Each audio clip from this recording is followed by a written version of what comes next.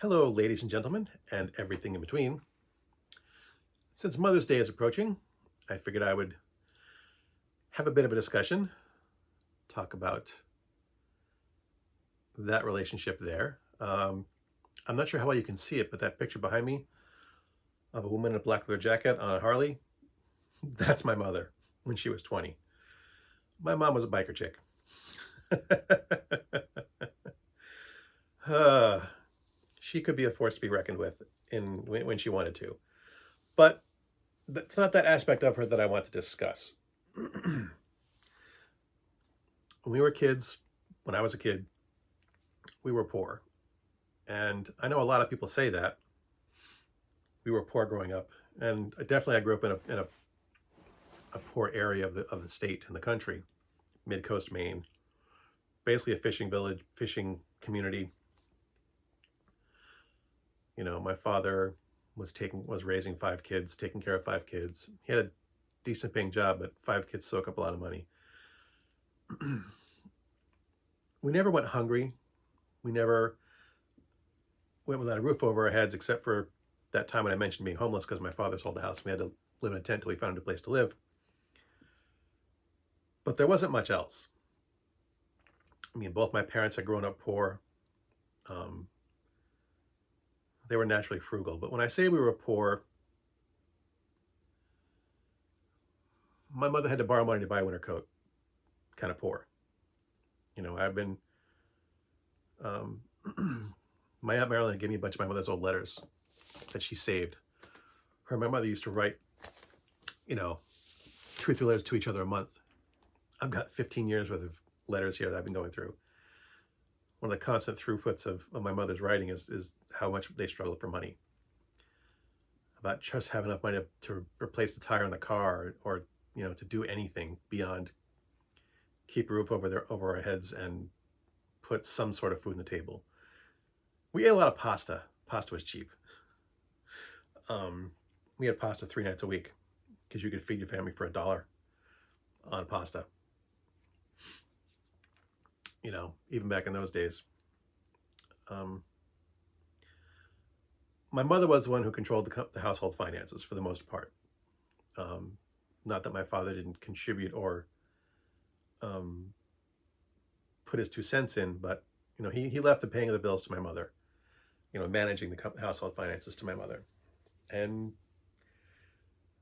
you could say she was tight-fisted with the money, but honestly, there wasn't much to work with, and she was frugal.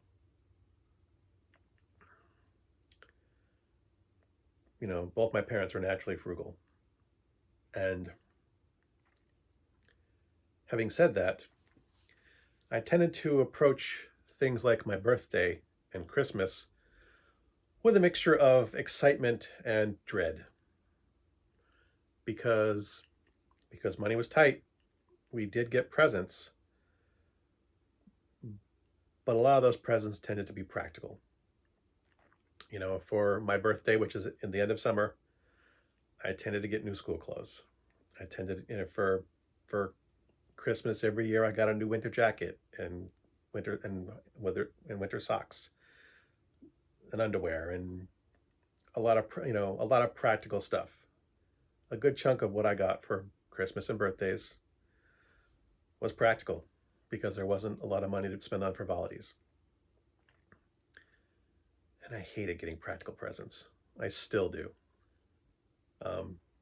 And probably that's what, formed my hatred of practical gifts. I don't give practical gifts unless someone asks for it. A gift should be something fun to me. Um, and yeah, as an adult, it hits different. I understand, how tight money was now. But to an 8-year-old, they want toys. I might have known we were poor, but I didn't understand it. I had no idea how much things cost. I didn't know how much money my father made or how much money was available or how much the rent or the mortgage was or how much the car payments were or how much it cost to fix the car, put gas in the car or anything, or how much groceries cost. I was a kid. I wanted fun stuff. But even having said that, my mother still made sure to give us fun stuff as much as she could afford to. Um, I mentioned getting a winter's coat every year for Christmas. Stuffed inside the sleeve of my winter coat every year was a can of Pringles. And my mother hated junk food. She was a health food nut. To give me a can of Pringles was antithesis to everything she stood for, but she gave me one anyway. Um, and that was the thing, too. It wasn't just the silly can of Pringles. It was the types of things she gave me. She paid attention to what I was interested in, what I liked.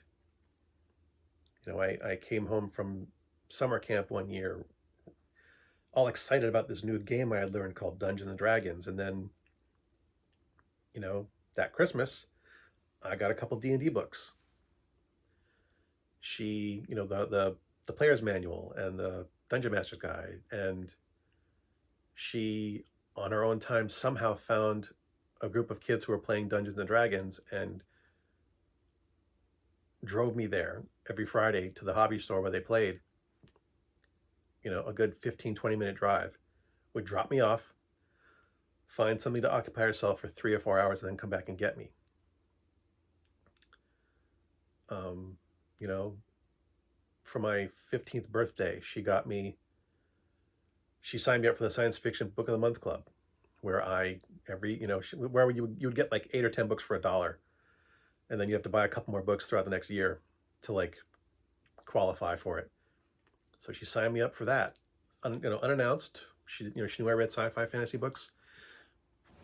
That's what I spend all my money on, all my allowance and the money I earned working in, part-time in the summer and stuff. I bought myself a lot of books. When she caught me playing with my sister's Play-Doh, she bought me modeling clay. When I doodled on my schoolwork, she bought me art pencils and good art pencils and high quality paper sketchbooks. She got me Transformers and, arts and craft supplies and models. And, anytime I took an interest in something, somehow, some way, she would find a way for Christmas or birthdays to get me something related to whatever I was interested in. I may not, we may not have had much money, and we may not have had a lot of extra stuff, but my mother saw me in ways that few people in my life ever have.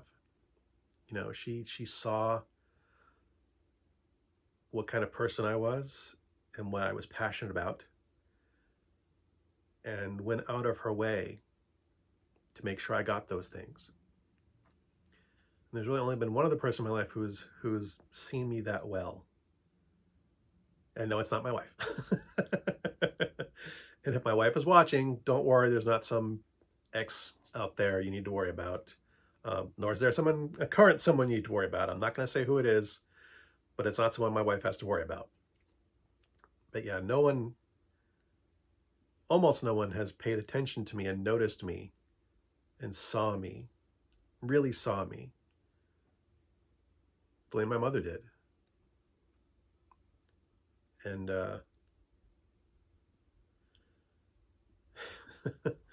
I hate being maudlin, but this year is the 40th anniversary of her death.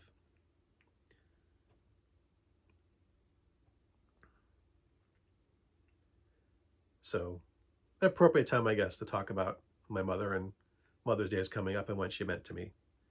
And these letters too, my Aunt Marilyn gave me these letters. Well, technically she gave them to my sister, and then my sister gave them to me. And I know Aunt Marilyn had to sacrifice to give these up. These were letters my mother sent to her. They were very close, and they were, not say confidential, but they were private conversations between friends. And reading them has been bittersweet in a lot of ways. Being able to see my mother in a way that I hadn't seen her before, because she died when I was still a teenager. I couldn't interact with her as an adult, only as a kid. I was just starting to become an adult, and she was starting to treat me differently. Um, in spite of the fact that she always tried to respect my wishes and respect my independence, I was still a kid. And I know that if my mother hadn't died, um, I would never have seen these letters. Marilyn would have kept them. Marilyn would have kept them and never given them to me. So bittersweet in a lot of ways, but still interesting hearing her thoughts, her frustrations. Um, haven't gotten to the part where she's frustrated with me yet. I'm not, most of these letters, I'm still not a teenager yet. Those are coming. My middle school and high school days are coming. I haven't gotten that far yet. But yeah, but I want to take this time to talk about what kind of person my mother was, and how she treated me, and how she taught me so much in the short time that I was around to learn from her.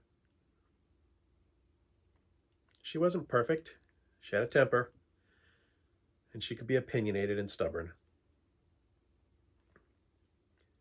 But she did try to be fair, and she tried to treat me fair. She gave me more. She taught me to be independent. She tried to teach me to think for myself. And like I said, she saw me when nobody else did. So, happy Mother's Day. Good hunting.